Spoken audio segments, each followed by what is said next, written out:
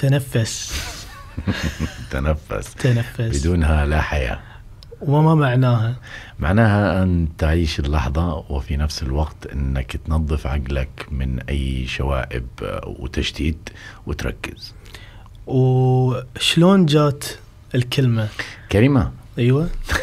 في وقت كان الواحد في مضغوط فبيكون متوتر، فكان دائما أذكر نفسي تنفس عزيز عشان أهدي نفسي. فصارت مع الشباب أو واحد يعصب أو إشي أو يتوتر يقول اسمع تنفس. أنت قلت مع الضغوط ومع التعب، ضغوط الدنيا، التعب وضغوط الدنيا. طبعا احنا كناس موظفة وناس يعني هذا اختصاصك طبعا، العلاقات وعلاقات العمل الشخصي والقيادي. نعم. طبعا العلاقات هي سلوك صح؟ تنشأ يعني تكون معاك سلوكك يكون منذ الصغر، يعني شيء تكبر عليه. صحيح. ما تنشأ عليه. صحيح. شنو علاقة شخصية الموظف أو الشخص في النشأة؟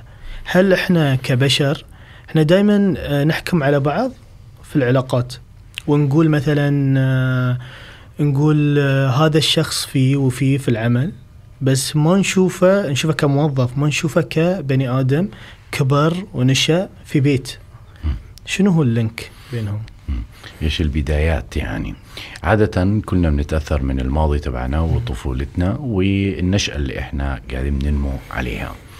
بعض الموظفين بتلاقيه حكيم ذكي في التعامل، عنده ذكاء عاطفي، بيكون يتربى على الهدوء وعلى الاستقرار في المنزل. والعادة يروح حق الناس تروح له عشان يطبطب عليهم. أيوة، في الدوام. تلاقيه هذا اللي بيحب الخير والسلام للجميع. هلا احنا بنحكي بشكل عام، اما في بعض المدراء او بعض الموظفين بتلاقيه عادة متوتر دائما، كتير عنده مايكرو، كتير عنده نرجسية، بيكون الماضي تبعه طريقة التربية نوعا ما نشأة غير مستقرة وفيها عنف وفيها يعني عدم راحة في المنزل. طبعا الكلام هذا بنعتمد عليه على مدار السلوك اللي مرتبط بمراحل كتيرة للنمو، ولما يوصل طبعا في مواقف وأشياء برضو بتساعد على هذه الأشياء، ولكن كنشأة البيت الآمن بيخلق شخص مريح ومطمئن في التعامل مع الناس، والبيئة الغير مستقرة بتخلي فيه نوع من الانفعال السريع والغضب. على سبيل المثال في شوف بيئة العمل يجيك موظف، خل المدير بعدين، الموظف حاليا زملاء العمل، يجيك واحد على سبيل المثال خلينا نقول يجيك إذا يبغي حاجة، يعني في نوعين، في شخص يقولك أنا ما راح أطلب، لازم هالحاجة تجيني، وفي شخص يجيك شنو يقول لك لا باخذ حقي، لازم أبي هالشيء، أنا أبي هالشيء. هل هذا يبين لك شيء في التربية؟ أن مثلا هذا مدلل كان واللي يبغي يطلبه؟ تمام، عميق السؤال.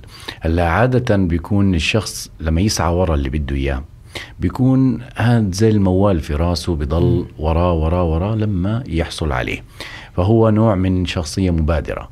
أما الشخص اللي بيكون قاعد وبنتظر حدا يجي ويقول له ويسوي له ويعمل له، في كل إنسان له زي ما بقول فرص وهدايا من الله. في ناس سبحان الله بتلاقي أنت قاعد فجأة حدا سوالك شيء ولا ساعدك ولا يعني ساهم لمساعدتك، لكن بتخلص هاي الأمور. هذا الشخص بيكون عادة معتاد إنه الناس تدلله، الناس تعطيه، متكل. أما الشخص الثاني لا، بيكون بحرث وفي نفس الوقت بيسعى للي بده إياه. في بعضهم بيسعوا للي بدهم إياه بطريقة شوية عنيفة أو بدنا نسميها شوية يعني رود. للأسف هذا بيكون عنده آلام داخلية وصدمات ومواقف خلته يفكر انه دائما الناس ممكن تخدعه او ممكن مثلا تكذب عليه، فبيضل ورا اللي بده اياه حتى ياخده حتى لو بالغصب. يعني دائما يظن حتى لو ما حصل الشيء لمصلحة العمل مثلا، لا يظن الموضوع شخصي. لا دائما يظن انه شخص. صحيح. هلا هذا الاشي بيكون نوعا ما حساس زيادة عن اللازم. عشان هيك بنقول في العمل عادة بتوصل بالخبرة انك تصير تحط القلب على جنب وتركز على اللي موجود، على العمل. ايش المهمة انجزها مع بعض من الذكاء العاطفي عشان يعمل ابهارات حلوة في الاسلوب. وعادة يمكن اغلب المشاكل اللي بتصير في الشغل من الاسلوب نفسه، والاسلوب هو الذكاء. اما طريقة التفكير هي بتكون معتقدات نوعا ما تربى عليها ولا انشئ عليها. هل يمكن للشخص اللي نشأ في بيئة سلبية وحاليا هو نضج وهو موظف، هل ممكن انه يعيد او يغير هالآثار اللي عليه من النشأة السلبية؟ يعني مثلا احنا كبشر جينا اوقات نراجع نفسنا، فلو حين في موظف يسمع هالكلام ويبي يعرف هل هو فعلا سلبي، هل هذه الصفات مثلا في هالسلبية فيه او لا، شلون يفرق بين الانتقاد اللي عليه، خلينا نقول الانتقاد عليه، يعني تعرف لما تسمع انت تطلب انت ما ادري ايش، شلون اول خطوة انه هو يعرف الفرق بين انه مجرد ان انتقاد بناء وانتقاد فاهم سام. ايوه. وشلون يبدأ بمراحل انه يغير؟ هل ممكن انه يزور مختص؟ هل ممكن فعليا هذه الامور؟ يعني انت قصدك انه في شخص بيتحسس كتير من العمل، اي تعليق او اي نقد من المدير او من الموظفين تبعونه؟ هذا سؤالك؟ ايوه. لا مش يتحسس، يعني احنا تكلمنا مثلا ان هذا الشخص ممكن اللي سلبي ويطلب كثير مثلا. اوكي، يطلب ايش؟ شيء ما لحق فيه. اوكي، يطلب اشي وقاعد بيعمل مثلا مشاكل، مثلا شخص يعمل مشاكل شكل ما اوكي زين. شلون هو يعرف؟ في ناس لما يعمل الشيء السلبي او هذا التصرف ما يشوف نفسه غلط او ما يشوف نفسه سلبي، فهمت شلون؟ اوكي. شلون الشخص يبدأ يسمع او يعرف يستشعر صحيح هم انتقدوني نقد بناء، ما يقول هذا الانتقاد هذا ضدي بس كشخص يعني.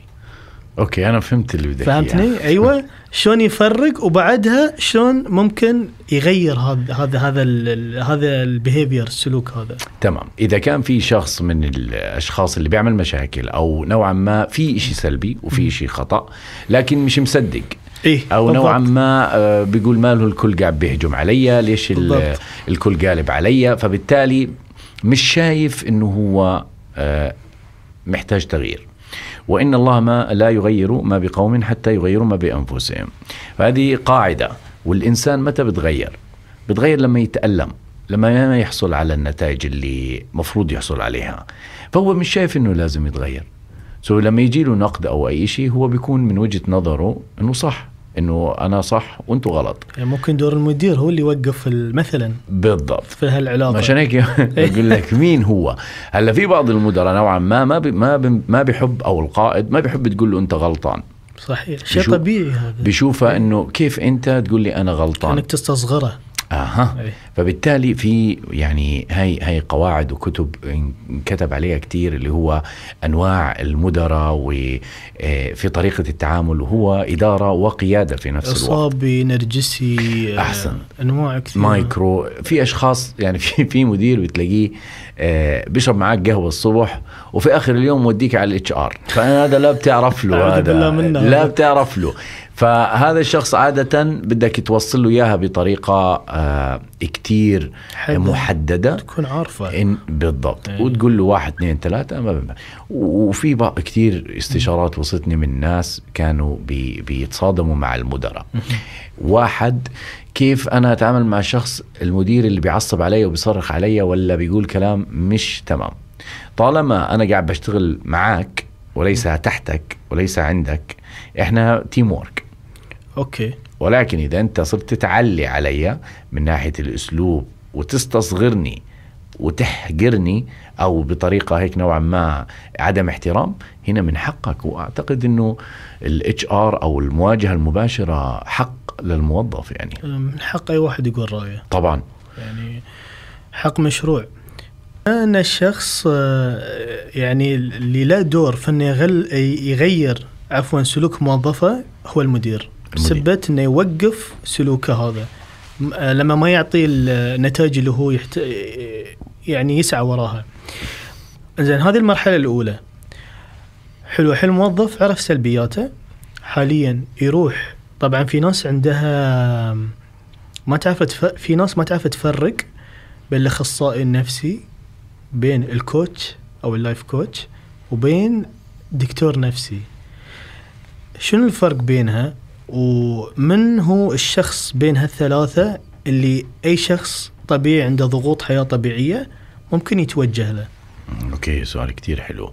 الدكتور النفسي خلينا نقولها بشكل واضح وصريح، هو اللي بيصرف الأدوية، هو اللي بيقول أوكي. هذا الشخص في مرض عقلي أو ذهاني ويصرف الأدوية، وفي نفس الوقت يحيل الشخص أو المريض إلى الأخصائي النفسي. الأخصائي النفسي بيكون بيحلل في الشخصية والسلوك والماضي والحاضر، تحليل، وفي نفس الوقت علاج معرفي وسلوكي.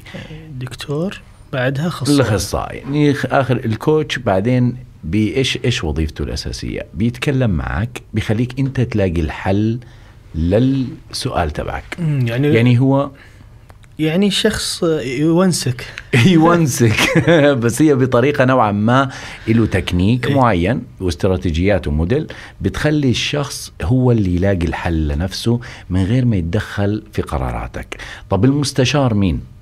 يعني في الدكتور ويا المستشار عادة بيعطيك حل المشكلة. الكوتش بيسأل أسئلة، المستشار بيحلل لك المشكلة، الأخصائي بيحلل المشكلة ويجزئها من الصغر. نعم، نعم. والدكتور هو بيكون اللي بيصرف أدوية. أنت إيش؟ أنا كوتش. أنت كوتش ومستشار ومنتور. المنتور عادة بيكون الناصح، يعني يسوي كذا بدل كذا بحكم الخبرة. ففي أشخاص أنا بتعامل معهم ككوتش، في ناس بتعامل معهم كمستشار، يعني جاي له مشكلة وبحلل المشكلة، وفي أشخاص بتعامل معهم كمنتور. هو لأن الفترة الأخيرة الأمانة في نظرة سلبية على اللايف كوتش أو الكوتش، لأن شفنا نتائج على شخصيات وانتشرت هذه الشخصيات بطريقة سلبية. فأحيانا الكوتش كان دوره كشخص يخليك تتمرد، خلينا نقول كأنه يعني الناس حكمت على شخصيات معينة. يعني هل ما أدري إذا أنت شفت هذا الشيء صار، بس في شريحة كبيرة شافته.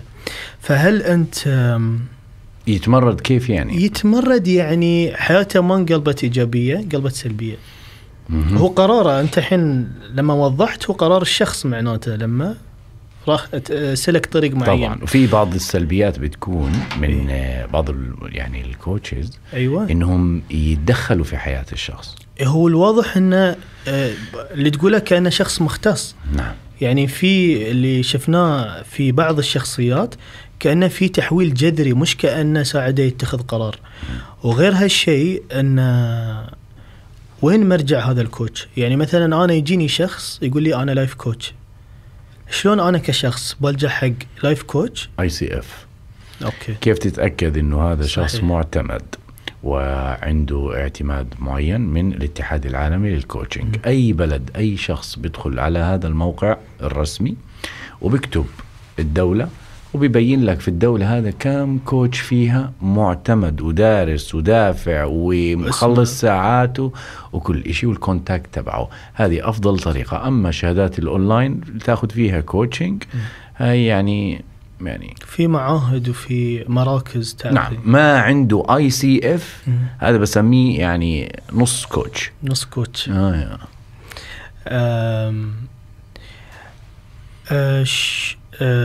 طبعا احنا كناس في العمل، كبيئة عمل، طبعا احنا نمر في ضغوطات لها مسميات. خلينا نقول مثلا القلق، الاحتراق الوظيفي، واشياء ما توقف يعني. بس أبرزها خلينا نقول القلق، الانشغال، صح؟ الاحتراق الوظيفي، القلق، الانشغال، الاحتراق الوظيفي، عندك أيوة. السلبية، عندك التشاؤم، عندك كتير أشياء بتخلي الموظف يوصل لمرحلة بده يستقيل من عمله، أو توصل لمرحلة إنه ما ينتج في عمله. أوكي. الاحتراق الوظيفي، الاحتراق الوظيفي عادة بتكون ما في تقدير في هذا المكان اللي أنت بتشتغل فيه أكثر من الجهد المطلوب منك، وفي نفس الوقت يكون في ناس هيك زي اللي بدها توقعك، في سلبية كتير كبيرة، في ناس محسسينك انه انت مش ما بيخلوك تحس بالراحة في المكان اللي انت فيه، فانت بتصير توصل لمرحلة انك انت مستنزف، غير مقدر، وفي نفس الوقت عليك مايكرو تدقيق بشكل كتير رهيب، وما في اي نتيجة لعملك، فانت بتحس انك قاعد تشتغل بالهواء، فبتوصل لمرحلة نوعا ما من الاحتراق اللي انت بتصير تتأخر عن الشغل، بتصير تاخذ إجازات مرضية، بتصير سلبي في العمل، فبتوصل لمرحلة خلاص يعني يا بتكمل بهالطريقة يا بتلاقي حالك انت برا هذا العمل. فيبدأ الشخص يسحب نفسه اجتماعات ما بتلاقيه بيتكلم فيها، بيكون شخص سلبي خلاص. وسبب عدم التقدير، يعني السبب المباشر عدم التقدير للمكانة، للخبرة، للمجهود، عدم الاحترام حتى لمثلا الأفكار، بتلاقيه مثلا دائم له أو فترة معينة وما قدروا، ما رفعوا، ما قيموا. أي إنسان متى احنا بنتغير؟ لما نحس انه احنا قاعدين في نفس المكان وما بننمو، نتطور او ننمو. اذا ما بننمو على طول بتحس حال في اشي غلط محتاج انا اغيره. والقلق، يعني في القلق الحياة العادي، انت شربت قهوتك انا في قلق. تحليل خاطئ. أيوة. ليش؟ لانه القلق ما بنقاس بس بتصرفات، عادة بالاخطاء. يعني مثلا إذا واحد طلع على المسرح وتكلم قدام الناس وضل ساكت تقريبا 5 ثواني، أنت بتقول والله شكله متوتر، لكن أداؤه كتير قوي، فهذا بنقول عنه مش متوتر. لو متوتر بتصير أخطاء أكتر، لو قلقان بيصير ما في وصول للهدف أو النتيجة اللي أنت بدك إياها. القلق في العمل مصيبة. ليه؟ لأنه أنت بتكون توصل لأخماس واسداس بالتفكير إنه أنا يمكن ما يرضى علي المدير، يمكن مثلا ما يحب أسباب مختلفة أوف وبيوصل يمكن يفنشوني، يمكن مش عارف إيش، يمكن ياخدوني، يمكن يعني يسوولي، يمكن. فمرات أنت قاعد ما بتواجه الحقيقة. الحقيقة إنك أنت إذا صار شيء تروح تواجهه.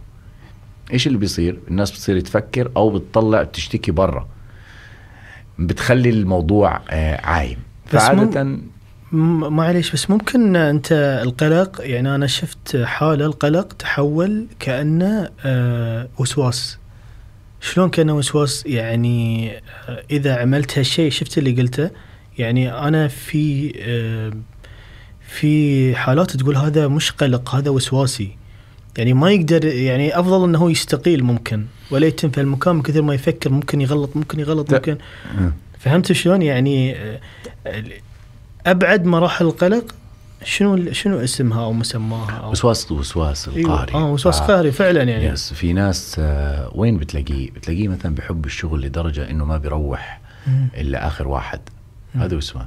في ناس بتضل تكتب التقرير 1,000,000 مرة والإيميل 50,000 مرة قبل الإرسال. صحيح. هذا بيكون نوعا ما بيوصل لمرحلة من المثالية التامة، إنه يكون كل شيء بيرفكت عندي. في مدراء بتلاقيه 24 ساعة هو بيتكلم عن الشغل. صحيح. ويسحب موظفينه برا الدوام، شوف شغله يستمر. أحسنت. أنا بتذكر في موقف صار، زوجتي كانت مديرتها بتتواصل معها، فكنت أقول لها كيف تتواصل معاكي بيوم الجمعة؟ كيف تتواصل معاكي مثلا بالليل الساعة 11؟ في إيفنت ما إيفنت. قلت هذا ما بيصير. ممكن يكون في مواقف معينة، نعم، اضطراري، نعم، ولكن الضغط المباشر ولا المستمر برا وقلق المدير يقلقوا على الموظفين. في واحد من المدراء كان يقول لي أنا ببعت إيميلات الساعة 11 بالليل للموظفين عشان أول ما يجوا الصبح يشتغلوا عليها، لأن أنا بداوم متأخر. فهو قلت له هذا غلط. هو كأنه في سيستم عنده يخلص هو شغله على الوقت، بس هو على 11 راحته بالليل. وموظفينه مضغوطين. ايه 11 بالليل انت فاهم يعني، انت قبل ما تنام تبعت الايميلات ليه؟ بيقول لي ما عندي وقت. قلت له اسمع عزيزي، في بالاوتلوك في توقيت للايميلات، صحيح. ارسل الايميل بتوقيت الصباح الساعة 6 لانه من حقي انا احصل على الايميلات او اتكلم معك في العمل من الساعة 7:30 حتى الساعة 2:30 او 3:30، غيره الا اذا في ضرورة. لأنه أنا يعني أنت بتعامل معك مؤجر بهذا العمل بهذا الوقت، برا العمل ما لك خص فيه، ما حدا له خص فيك، خلص وقتك الخاص. نعم. وأنت لازم تتبنى يعني هالسلوك طبعاً. حق راحتك النفسية. طبعا. حلو. في الانشغال شيء يعني ممكن يكون بالنسبة لي سام أكثر منهم كلهم. تعرف في فترة على تجربة أنا مريت فيها، أنا كنت من كثر الانشغال يعني مثلا أودي سيارتي تتنظف، أوديها تتنظف وهي فعلا تتنظف وأشوفها نظيفة. هاي كان مرحلة، كنت في مرحلة معينة. بعدها فضيت شوي، طبعا أتكلم تبع سنة سنتين 3 يعني هاي شيء خلاني ممكن أشوف الموقف بسيط، بس بالنسبة لي كانت يعني شيء خلاني أبطل عيني على أشياء، أفتح عيني. فبعد ما فضيت أخذت إجازة طويلة، نظفت سيارتي نفس الطريقة تنظفت. يا أخي شفت تفاصيل، ركز على تفاصيل ما ركزت عليها من قبل، شيء بين الكراسي، شيء بين هذا، شيء بين هاي. وفي تفاصيل ثانية طبعا في حياتي بعد، بس يعني الفرق إن شلون الانشغال ممكن يعميك، يعطيك القلق لحظي ممكن إذا كان هذا هاي شيء مش طبيعي، القلق شيء صحي طبيعي، بس إن الانشغال الزائد يعني مثلا أنت تقول مثلا زوجتك كانت من شغلة أو هذا، أنت كشخص خلينا نقول صديق، أب، أخ، مسؤول عن شيء، الانشغال ممكن يأثر عليك في طبعا. هذه في دوائرك. صحيح. طبعا حتى ممكن أنت تفقد قيمة بلا قيمة. يعني مثلا عندك قيمة المال، الناس تسعى كلنا قيمة المال في العمل، في الجهد، في الشغل تبعها، وفي قيمة العائلة اللي هي الحب والعاطفة وكيف نبنيها ومع أزواجنا ومع الأصدقاء، وقيمة الروح اللي هي مع ربك وكذا. يعني في جوانب معينة، ودائما اللي بيركز على جانب معين بتلاقيه بيضحي على جانب معين، بيحاول إنه يمسك الجوانب كلها، صعب لفترة طويلة. فعشان هيك إيش بنسوي؟ بنعوض. ليش بتيجي إجازات الصيف؟ ليش بتيجي إجازات نقعد فيها مع أولادنا؟ ليش بتيجي رمضان؟ ليش بيجي فرصة إنك أنت تعوض الانشغالات تبعتك؟ يقول لك أنا مسافر، في ناس يقول لك أنا مسافر، ليش أخذ إجازة؟ أنا ما بيسافر ليش؟ صح، بيضل شغال يعني. أيوة. ما هو بيكون ما عنده حياة برا. حلو. بتذكر مدير من مدراء قال، الله يذكره بالخير، قال الموظف اللي بيخلص عمله مثلا 2:30 3:30 وبيقعد لل5 بهذا النمط أكثر من 3 شهور، ما بنحترمه لأنه ما احترم حياته. هذا مدير ذكي ما شاء الله عليه، يعني مش ذكي حتى حكيم. حتى في مقولة بيكررها دائما تعجبني، بيقول لك نحن نثق بك ولكن لا يعني لا نراك.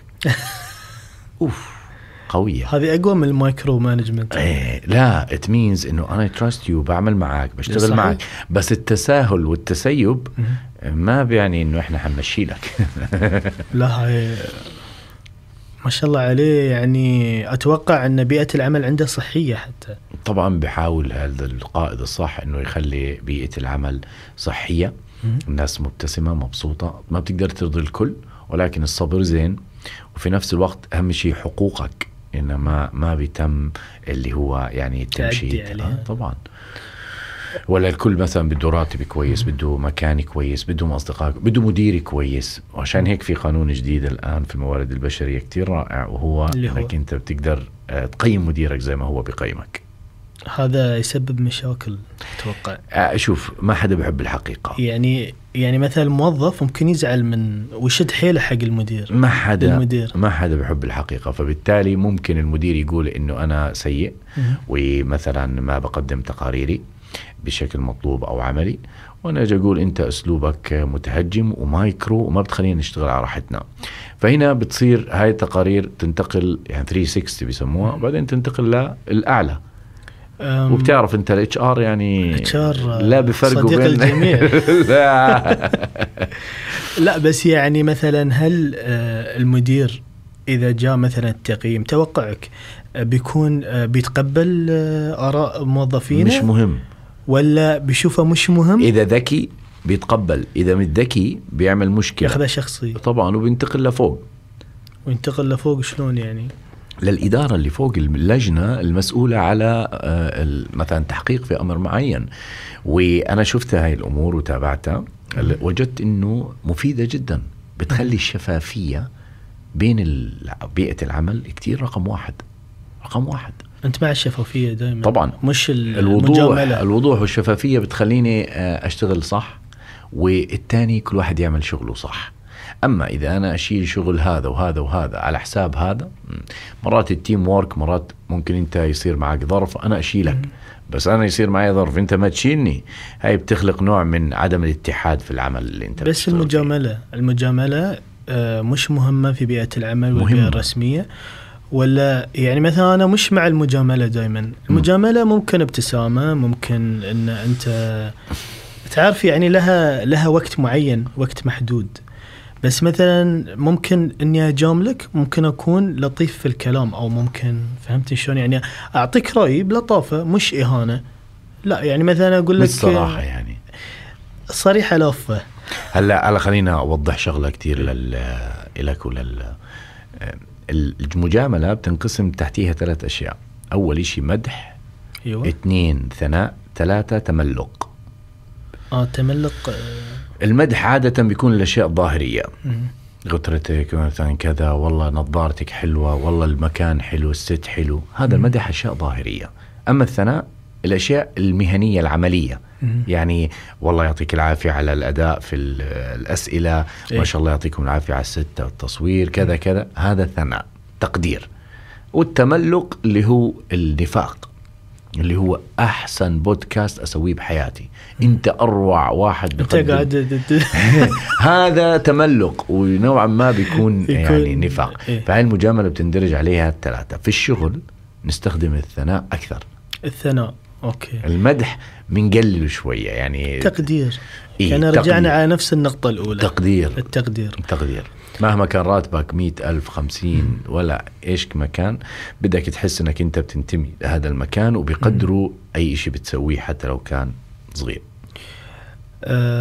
أوكي، إحنا في بيئة فيها ثناء حلو، إحنا في بيئة فيها ثناء وفيها تملق، فيها مدح، وفيها كل هالأنواع. شلون نفخ، يلا بعد نفخ. شلون أنا كموظف أفرق بين العلاقة الصحية والعلاقة السامة؟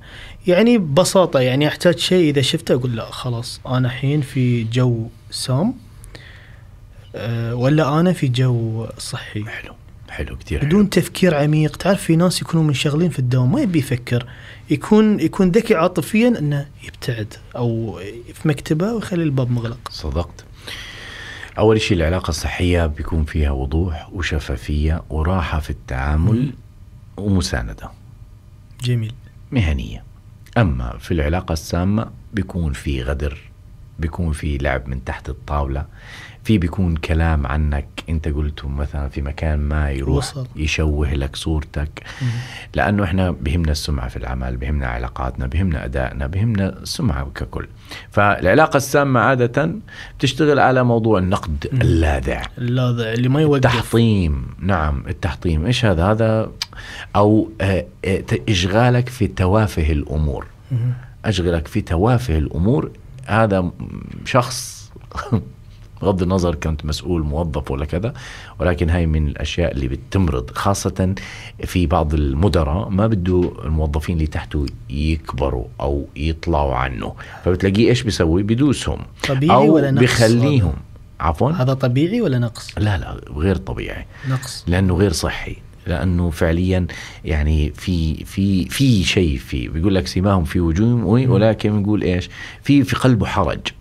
إيش اللي بيخلي شخص يقطع ويكسر جناحين شخص في التيم تبعه؟ برأيك إيش؟ أكيد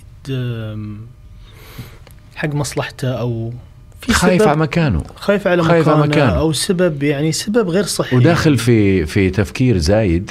خايف على مكانك ليش؟ الله الرازق بده يخليك بخليك، بده يشيلك بشيلك. أساسا ما في مقارنة بين موظف ومدير. بالضبط. ففي بعضهم لا، بده الكريدت دائما إله، بده يوصل لمرحلة إنه أنا مسيطر، أنا متحكم. تعرف الأب في البيت اللي مثلا يطق عياله ولا مش عارف إيش وكذا، بيقول لك أنا بدي أكون مسيطر في البيت عشان ما أنت في البيت عيالك ولا أنتوا تيم زي كأنه شركة. فباختصار في بعض المدراء ما بده يفقد السيطرة، فبيحاول إيش؟ يربي الموظفين تبعونه، لا أنت سوي هيك، ما تعمل هيك، مركزية.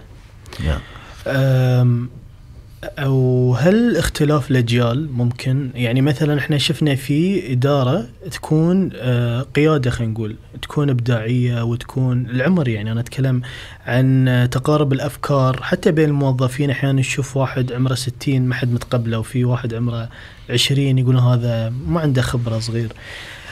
هاي اختلاف الأجيال هذا هل هو بعد ممكن يكون صحي وسام، أو ممكن يكون بالعكس مفيد؟ التنوع قوة. التنوع بيخليك تفتح مخك لآفاق كتيرة. ممكن مثلا الأجيال السابقة عندهم محدودية في التفكير، بنسميه البوكس المغلق، يعني خلص بفكر بهاي الطريقة، متعود بهاي الطريقة.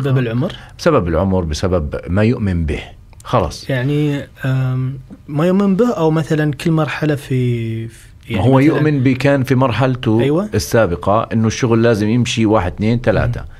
احنا الان في جيل مثلا اللي بعدينا بفكر بالاي اي و3 5 6 7 يعني يجيب لك اهم شيء تحقيق النتائج.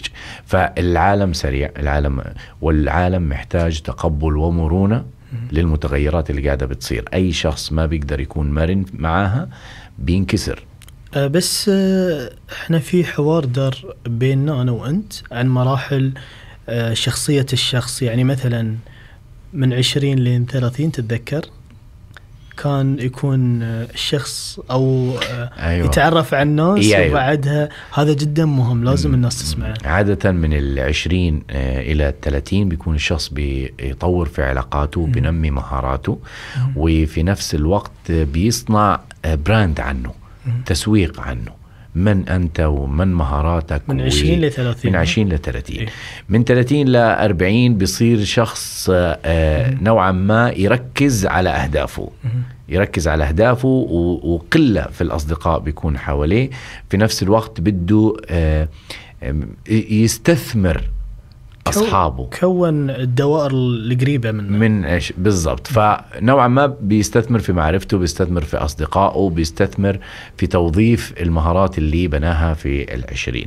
طبعا في مرحلة بيكون فيها مسؤوليات زواج من 40 وانت طالع يعني مفروض يستمتع بحياته، مش يستنى يوصل 60. لا، عادة من 40 إلى 50 بيكون الشخص رزين حكيم، يوصل لمرحلة بيكون يعني بيعرف وين يصرف بترول، بيعرف وين كم كيلو يمشي، لأنه صار في عنده إيش؟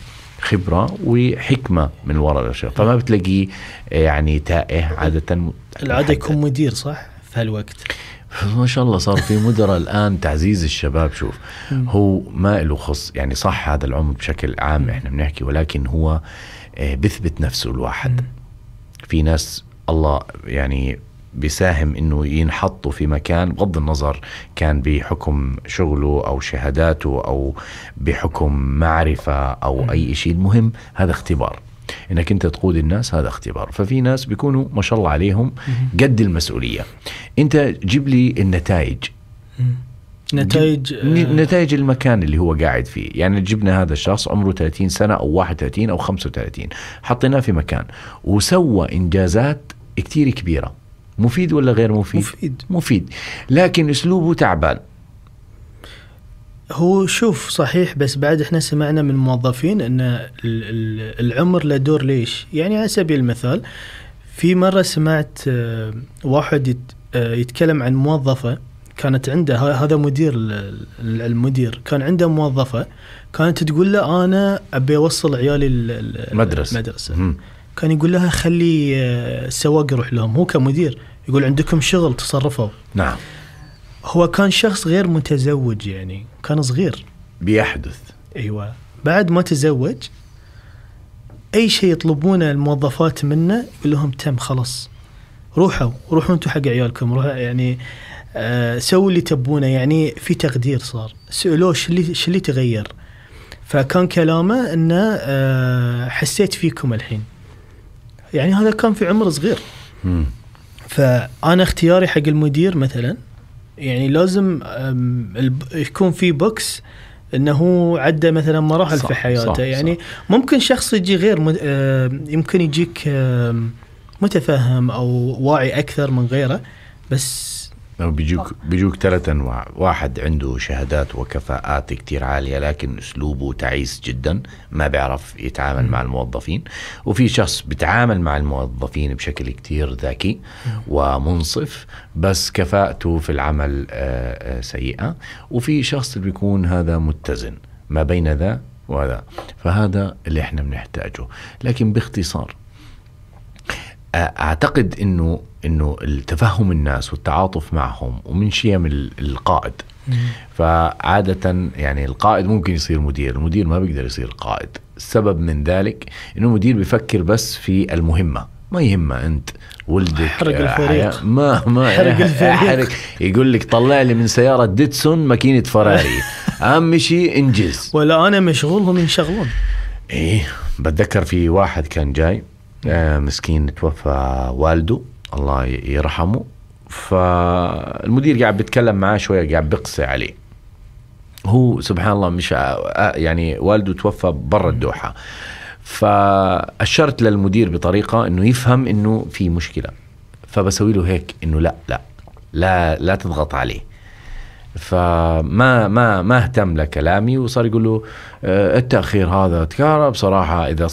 أول ما قال إذا صار مسكته من إيده سحبته قلت له أبوه توفى. بس كانت يعني هذه نقطة تحول له إنه يتعاطف مع الموظف قبل ما يركز على الشغل. لا يستسبغ بعد أيوة، يستفسر. يعني حتى في التفكير الزايد أنا دائما بقول للناس إنه استفسر من الآخر قبل ما تفكر الظن عليه، لأنه التفكير السوء بالآخر هو ظلم إله. فأنا سويت انت حركة معينة أو سويت تصرف معين بس استفسر منك إيش اللي خلاك تقول هالكلام، إيش اللي خلاك تسوي كذا، قبل ما أنا أوصل للغضب والانفعال. طبعا احنا حين سمعنا كل حاجة عن الموظفين وعلى هاي، دائما نسمع المدير النرجسي. احنا ما نبي نتكلم بسلبية، احنا نبي هل نصيحة حق المدير. خلينا نقول نحتاج شيء للمدير النرجسي اللي قلنا في البداية ما يعرف انه هو سلبي. الشخص او الموظف في النهاية المدير موظف ما يعرف انه سلبي، عرف حاليا انه نرجسي وسلبي. هل المدير اول شيء له دور في علاقات موظفينه؟ هل المدير له دور؟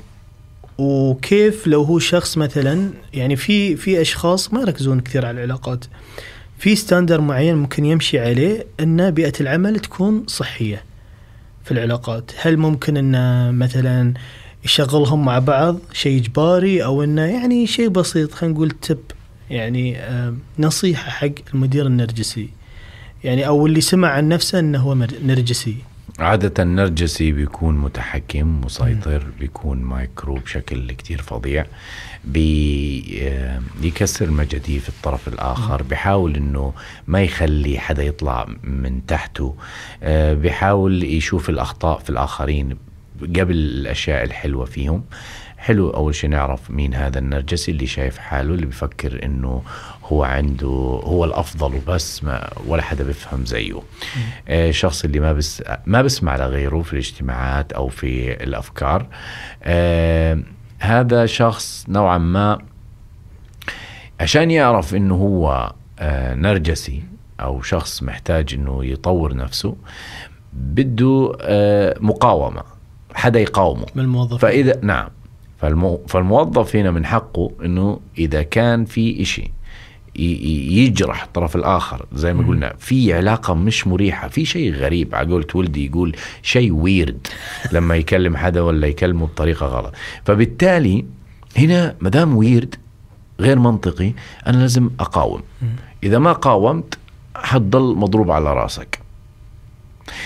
هذا واحد. 2، إذا وعي المدير إنه هو شخص سيء أو صار في مقاومة في الشغل، ما هو إذا سويت مقاومة بتعرف إنه في شيء غلط في بس المقاومة ممكن تسبب المقاومة هاي مشاكل حق الموظف، ممكن يخاف منها. ما بيسوي يعني لا بس يعني ممكن أنت المقاومة اللي تعنيها ما تكون سيئة. أنا مش قصدي يروح على الHR يكلمه.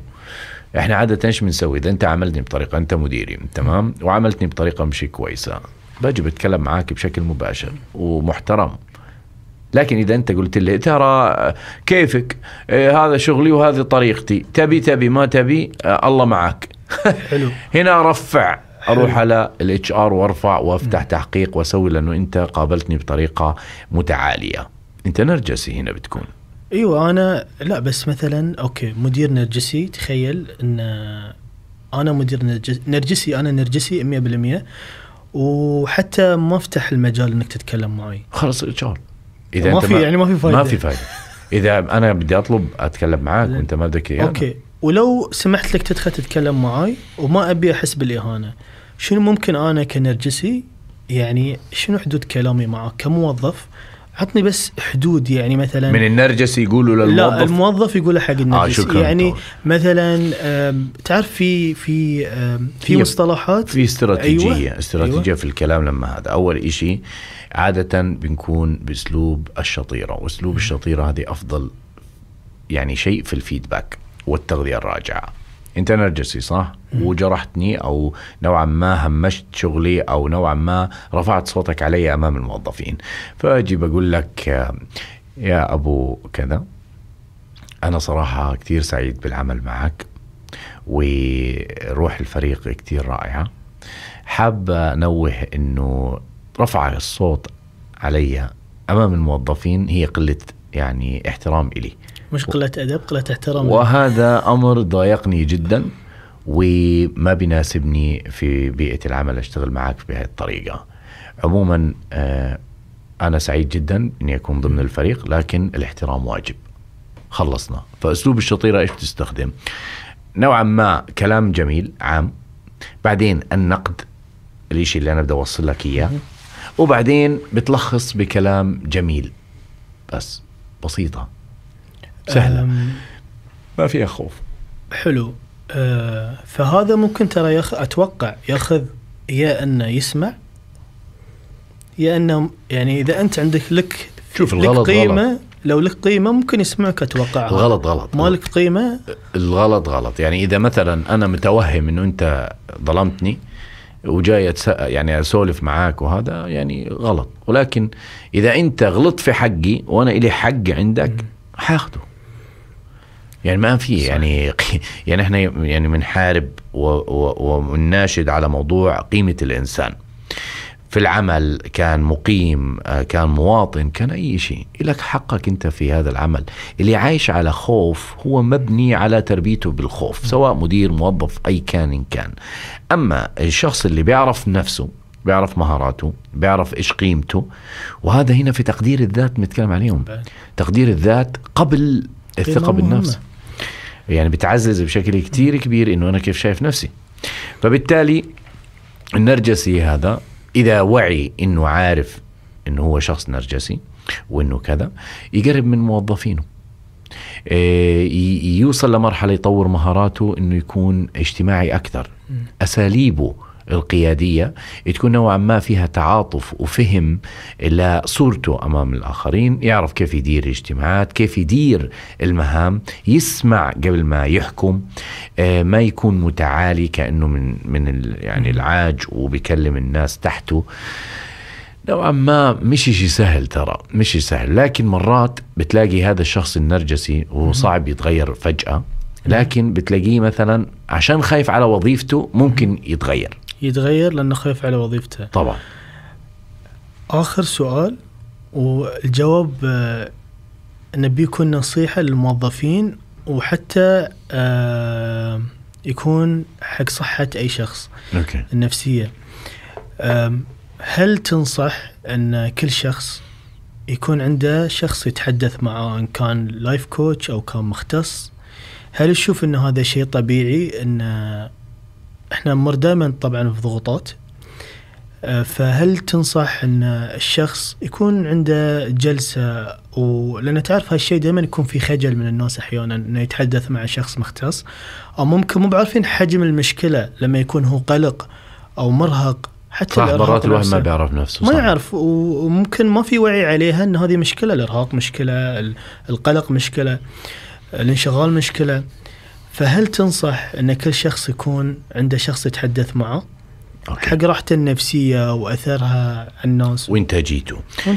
شوف أنا بقول لك إلي 15 سنة في الكوتشنج والاستشارات، وبصراحة فخور جدا بكل سنة وكل شخص ساعدته إنه يوصل للي وصله، واللي خلاني أكمل أصلا نتائج الناس اللي أنا شفتها.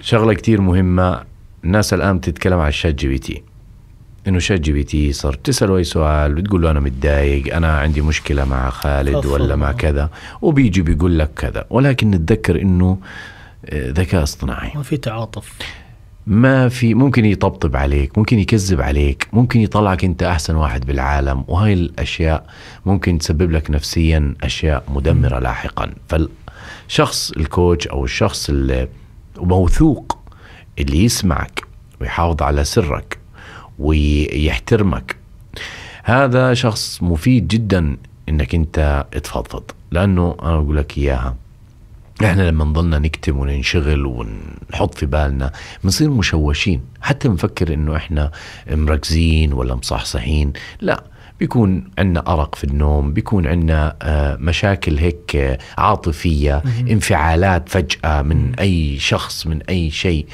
فإذا وجدت نفسك إنك أنت في أشياء أمور معينة ما بتقدر تقولها لأصحابك، لما في أشياء ما بتقدر تقولها لأصحابك، صح ولا لا؟ هاي لمين بدك تقولها؟ شات جي بي تي خارج دائرتك. فأنت محتاج شخص تطلع بعينه، محتاج شخص يعطيك الحقيقة بطريقة إنك أنت تسمعها منك. الكوتش قوته باختصار إنك أنت تسمع نفسك في صدى هيك كأنك في غرفة، وإذا خرجت عن المسار يرجعك على المسار. يعني باختصار نغمة موسيقية جديدة وإنعاش وتحفيز لذاتك، نظرة أخرى، حتى زاوية أخرى ممكن. Everyone needs a coach, everyone needs شخص يسمعه, everyone needs علاقات صحية، لأنه ممكن أصحابك يقوموا بهذا العمل لكن توصل لمرحلة إنه يعني يرفعوا لك بطريقة غلط. هو أساسا يعني أنا وجهة نظري إضافة طبعا على كلامك أن إحنا الله خلقنا بشر، يعني خلقنا بشر عشان نتواصل مع بعض، يعني صحيح. فعلا أنت تحتاج البشر، خلقكم شعوبا وقبائل لتعارفوا. صحيح. إحنا كل شخص من حقه يكون في شخص مقابله يتكلم معه، وهذا أتوقع طبيعة بشرية. إحنا ليش ما بنسوي هذا الشيء؟ عادة كتير الناس بيخافوا من هذا الشيء عشان الحكم. انت تحكم علي اني انا شخص سيء، حكم سيء، او انا مثلا علشان رحت حفلة ولا كذا ولا عملت كذا انه انا شخص خارج الملة ولا كذا. الاحكام، واحنا بنحكم بالطبيعة سواء الحلو ولا مش حلو، ولكن نحن محتاجين ليش البيئة الآمنة، يعني انك انت ما تاخد عني فكرة غلط أو تشوفني بنظرة سلبية من تصرف أنا سويته بطريقة بغض النظر مركز ولا مش مركز. فالواحد ينتبه يسمع صوته اللي جواته. عشان هيك بيقولك مرات إذا جسمك قاعد بيتكلم معاك اسمع كلامه، جسمك مرات بيقولك ارتاح، صحيح. اخمد، اخمد. مرات راسك بيقول لك سافر بس مش كل مرة. لا تاخذ راحتك. لا بس فعلا يعني الحكم شيء جميل إذا الواحد تعلم ما يحكم على الناس، بس هي من الصفات اللي يعني بالنسبة لي صعب، يعني صفة فيك تكون قوية إذا أنت وصلت مرحلة أن أنت ما تحكم على الناس. هذا نضوج. فأتوقع صعب. الحر حر والحر لا يقيد. فباختصار لو أنا شايف أنه أنا إلي حياتي وحريتي وما حد يعني مش ما حدا يلخص فيها، ولكن أنا إلي أموري الخاصة وشؤوني الخاصة وأنا حر، فأنا بشوف هذا الإشي عند غيري. إذا أنا حر إذا أنت حر. صحيح. فليش أنا أسيطر عليك؟ ليش أنا أحكم عليك؟ لأنه أنا ما في إنسان معيوب كامل ولا ما في إنسان كامل. اللي عنده ثقافة اللي هو الكمال والمثالية، كمال وجه الله عز وجل. أما ما في حدا مثالي في العالم. احنا أتمنى كل موظف سمع كلامك سمع البودكاست أنه يستفيد من هالكلام إن شاء الله، وإن شاء الله ما يكون آخر بودكاست. إن شاء الله يا رب. بالعكس شكرا للاستضافة أخي الغالي، ولي حلقات جاية إن شاء الله بإذن الله. حياك الله. الله يحييك.